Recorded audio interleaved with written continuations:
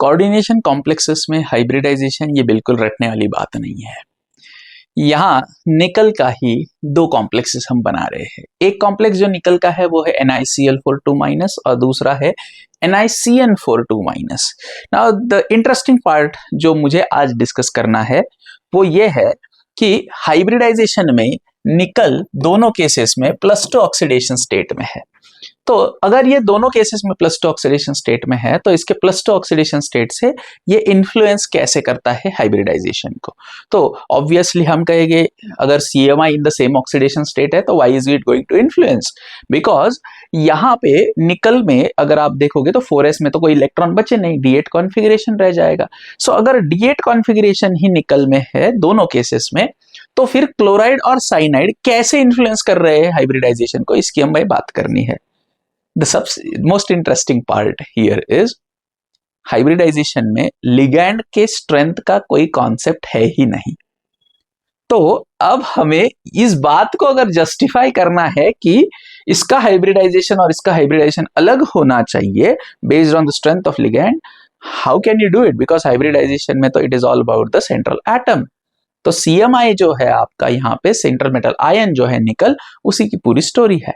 तो ये कॉन्सेप्ट आपका बहुत इंपॉर्टेंट हो जाता है क्योंकि हाइब्रिडाइजेशन प्योर हाइब्रिडाइजेशन के पर्सपेक्टिव से अप्लाई नहीं किया जा सकता। आपको हाइब्रिडाइजेशन के केसेस में क्रिस्टल फील्ड थियोरी का हेल्प लेना पड़ता है, और क्रिस्टल फील्ड थियोरी की जब आप हेल्प लोगे तभी जाके आप हाइब्रिडाइजेशन में इन केसेस को जस्टिफाई करके करेक्ट हाइब्रिडाइजेशन निकाल सकते हो। सो क्रिस्टल फील्ड थियोरी का एप्लीकेशन हमें कैसे करना है? क्रिस्टल फील्ड थियोरी में जो इंपॉर्टेंट कॉन्सेप्ट आता है वो है लिगैंड को अरेंज करना उनकी स्ट्रेंथ के हिसाब से। जिसे हम स्पेक्ट्रोकेमिकल सीरीज ऑफ लिगैंड बोलते हैं। हियर जो हम हैलाइड लिगैंड एज देख रहे हैं, तो क्लोराइड है और यहाँ पे साइनाइड है। Cl- एज अ लिगैंड है, Cn- एज अ लिगैंड है। इन दोनों लिगैंड्स को मुझे उनकी स्ट्रेंथ के लिए कंपेयर करना है। Cl- हैलाइड है, ऑब्वियसली हैलाइड के कंपैरिजन में हैलोजेंस इलेक्ट्रोनेगेटिव होते हैं, having a tendency to hold back electrons. Carbon पे नेगेटिव चार्ज है यहाँ पे, इसीलिए better tendency to donate electron आ गया। इस कारण हम बोलते हैं कि साइनाइड स्ट्रेंथ में स्ट्रॉन्ग फील्ड लिगैंड हो गया और उसके कंपैरिजन में ये वीक फील्ड लिगैंड हो गया, और ये स्ट्रेंथ आपके निकल के बिहेवियर को चेंज करता है। तो इसी ग्राउंड्स पे हम आते हैं NiCl4 के केस में। हम NiCl4 जब हम लिखते हैं तो इस NiCl4 में निकल का ऑक्सीडेशन स्टेट ऑब्वियसली +2 आएगा। मैं ये लिख सकता हूं निकल in the +2 state, ground state में उसका जो जनरल कॉन्फ़िगरेशन है 1s2 2s2 2p6 3s2 3p6 4s2 था, उससे 2 इलेक्ट्रॉन निकाल दिए और उसको Ni2+ बना दिया हमने, तो बचा ये 3d8। वैलेंस इलेक्ट्रॉन्स जो है उसमें वो इस तरह से देखने को मिलेंगे। ये रहा D8 कॉन्फ़िगरेशन। अब आगे क्या बचा? तो यहाँ 4s बचा है, 4p बचा है। ये 4s खाली है और 4p भी खाली है। तो हम यहाँ अभी कहते हैं कि ये जब एक्साइटेड स्टेट में जाएगा तो is it going to undergo any change or not? तो ये प्रेडिक्ट करने के लिए हमें Cl- देखना है। तो Cl- is a WFL, so no impact on electrons. Electron के ऊपर कोई भी इंपैक्ट नहीं होगा। इसीलिए यहाँ पे ये जनरली जैसे हम यूजुअल केसेस में देखते हैं पेयरिंग अप वगैरह करेगा क्या? तो नहीं करेगा। तो यहाँ पेयरिंग अप नहीं होता है, यहाँ इलेक्ट्रॉन्स यूज कर लेगा ये ऑर्बिटल। मतलब कौन से इलेक्ट्रॉन्स है ये? जो Cl- आपने 4 लिए है, वो 4 लिगैंड्स अपने 4 ऑर्बिटल्स डिमांड करेंगे और ये 4 हाइब्रिड ऑर्बिटल्स पार्टिसिपेट कर रहे हैं। इधर जो हाइब्रिडाइजेशन हो जाएगा वो sp3 है, ठीक है। दिस कॉन्सेप्ट मतलब प्योर हाइब्रिडाइजेशन के बेसिस पे हम ये प्रेडिक्ट नहीं कर रहे, हम लिगैंड स्ट्रेंथ का एस्पेक्ट क्रिस्टल फील्ड थियोरी वाला यहाँ पे यूज करते हैं और तब जाके ये प्रेडिक्ट कर रहे हैं। sp3 होने की वजह से इसका जो ज्योमेट्री आएगा दैट वुड बी टेट्राहेड्रल, और ऑब्वियसली हम NiCl4 को फिर इस तरह से दिखा सकते हैं। मैं ओवरऑल चार्ज इसके ऊपर -2 रखता हूं। ये बात हो गई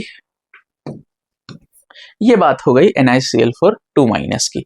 अगर हम सिमिलर ग्राउंड्स पे साइनाइड वाले कॉम्प्लेक्स की तरफ जाते हैं, सो निकल का मैं पहला वाला जो कॉन्फ़िगरेशन है वो इग्नोर कर रहा हूं। I am going to specifically talk about the 3D8 configuration.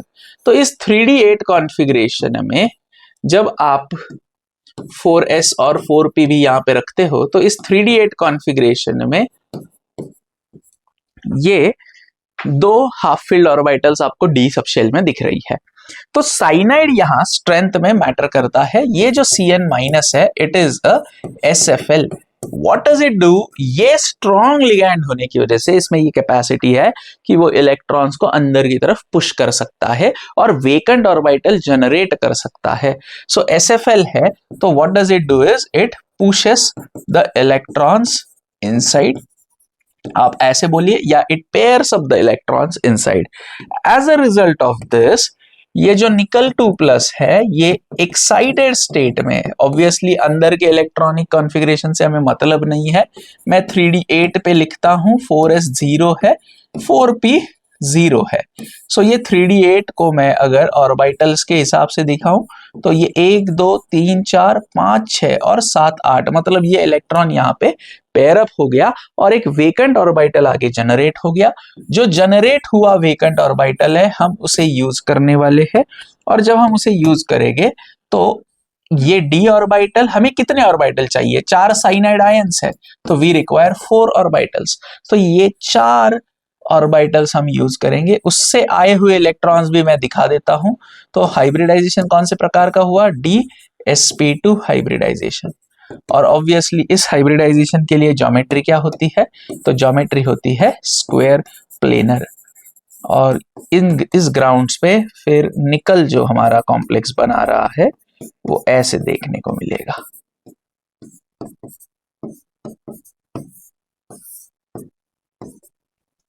ठीक है, उम्मीद है ये आपको समझ में आया है। हम काफी बार निकल के 3 कॉम्प्लेक्सेस, क्योंकि एनसीईआरटी में दिए हैं, we try to remember them और mug it up, but please don't do that. Try to understand the logic behind it and it would be very easy for you to predict hybridization for any other complexes. ठीक है, सो उम्मीद है आपको ये दोनों cases समझ में आए रहेंगे और आपको ये blend of CFT and hybridization कैसे है ये भी समझ में आया रहेगा। तो आप चैनल को लाइक कीजिए, सब्सक्राइब कीजिए और इस वीडियो को अपने दोस्तों के साथ जरूर शेयर कीजिए। Keep following and hit the notification bell also, so that आपको नए नए वीडियोस जल्द से जल्द देखने को मिले। Thank you very much.